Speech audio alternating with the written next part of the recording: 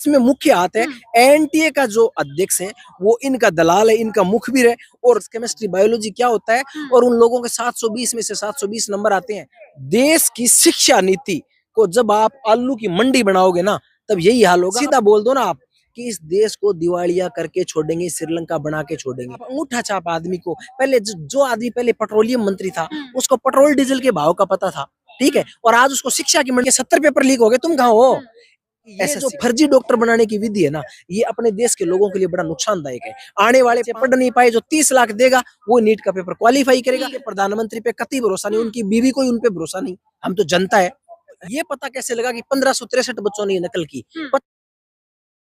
नमस्कार, मैं पूनम। आपको बता दें कि नीट मामले में देश भर में बवाल मचा हुआ है और आज सुप्रीम कोर्ट में सुनवाई भी चल रही है। आपको बता दें कि लगातार नीट के छात्र यही मांग कर रहे हैं कि रीनीट किया जाए, लेकिन वहीं आपने देखा कि लगातार ये भी कहा जा रहा है कि शिक्षा मंत्री धर्मेंद्र प्रधान को इस्तीफा देना चाहिए, क्योंकि एनटीए जैसी संस्था में 7 साल में 70 पेपर लीक हो जाते हैं। सीधा हमारे साथ बातचीत करने के लिए काफी लोग जुड़े हैं, सीधा इनसे जुड़ेंगे, जानने की कोशिश करेंगे नीट पे क्या कहें। सबसे पहले अपना परिचय दीजिए। मेरा नाम महबूब हंसल है, मैं राजस्थान यूथ कांग्रेस से पदाधिकारी हूँ। और आज हम नीट और एनटीए के लेके राजस्थान, हमारे राष्ट्रीय अध्यक्ष वीवी श्रीनिवासन जी के नेतृत्व में हम लोगों ने जंतर मंतर पे धरना दिया। नीट की बात यह है कि मैडम, जो भी देश का शिक्षा मंत्री होता है ना, उसका एक कैडर होना चाहिए।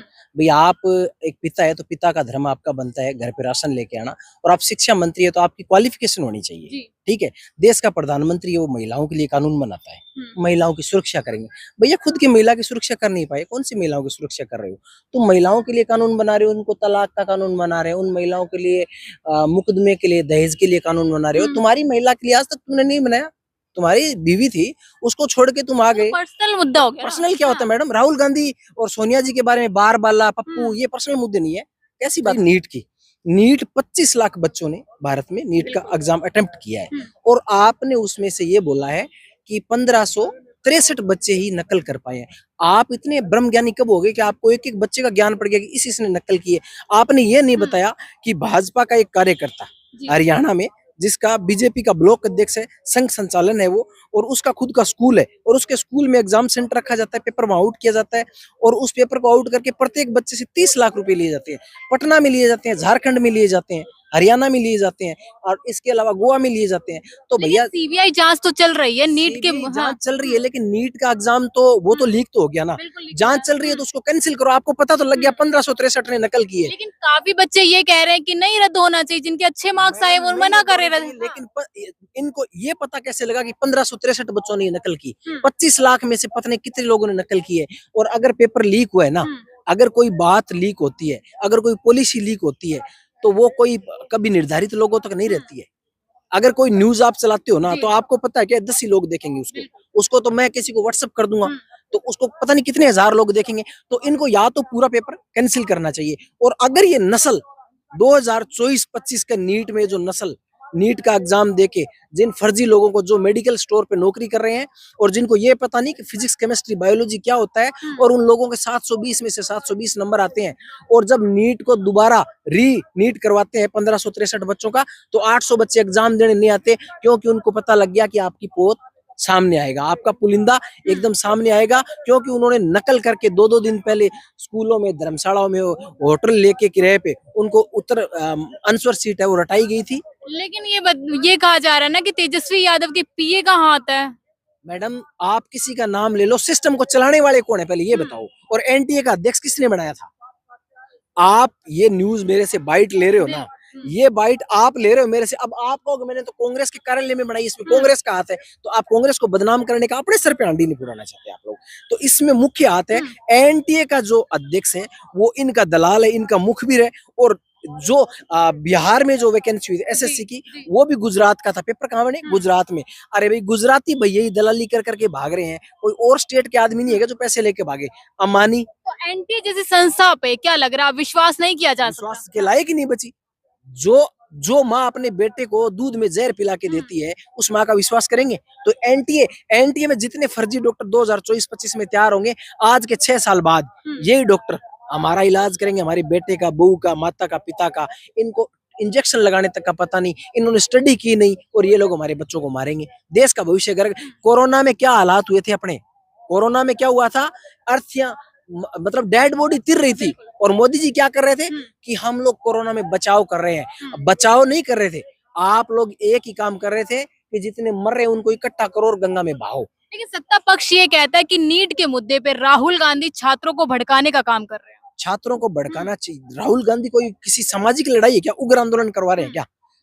देश की शिक्षा नीति को जब आप आलू की मंडी बनाओगे ना, तब यही हाल होगा। अपनी कमियों को स्वीकार करना सीखो, अपनी कमियां उनमें सुधार करना सीखो। आप अंगूठा छाप आदमी को, पहले जो आदमी पहले पेट्रोलियम मंत्री था उसको पेट्रोल डीजल के भाव का पता था, ठीक है, और आज उसको शिक्षा की मंडली। अरे पेट्रोल बेचने में, डीजल बेचने में और गाड़ी के टायर पहिए में बड़ा फर्क होता है। आपने शिक्षा और चिकित्सा है वो देश के सबसे मजबूत आधार होते हैं।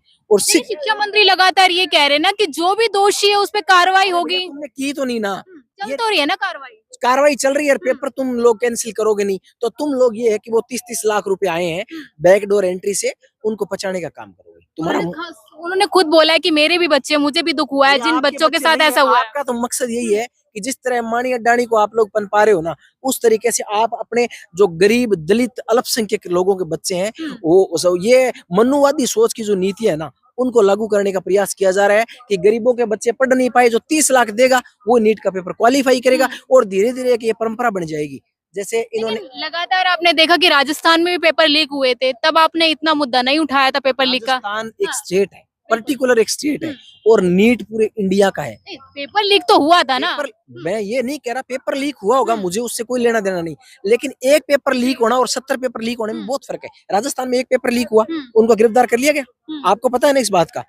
आज तक तुमने क्यों नहीं किया? 70 पेपर लीक हो गए, तुम कहाँ हो? एसएससी का पेपर आपका लीक, एनटीए का आपका लीक, नीट का आपका लीक, और पता नहीं जीडी के, आर्मी के, सब पेपर आपके लीक है। अच्छा, 7 सालों में 70 पेपर लीक हो जाते हैं, किसको दोषी मानते हैं? सरकार को, एनटीए को? हाँ 10 साल बोलो, 10 साल, 2 कार्यकाल हो चुके हैं। मीडिया के लोग, आपको नॉलेज होना चाहिए, 10 साल हो गए। बिल्कुल पता है। तो 10 साल हो गए, तो 10 साल में 70 पेपर, मतलब हर साल आप बच्चों से फॉर्म भरवाते हो भी, इतने रुपए आपकी फीस है, 1000 रुपए, और जब पेपर का टाइम आता है वो बच्चे के माता पिता नरेगा में जाके मजदूरी करके चेजे बाटे पे जाके उनको किताबें, कॉपी, ट्यूशन की फीस देते हैं, और जब पेपर का टाइम आता है जी, घर पहुंचने से पहले पेपर कैंसिल हो गया, तो देश के बच्चों के साथ खेल क्यों रहे हो? सीधा बोल दो ना आप कि इस देश को दिवालिया करके छोड़ेंगे, श्रीलंका बना के छोड़ेंगे, ये बताओ जनता को।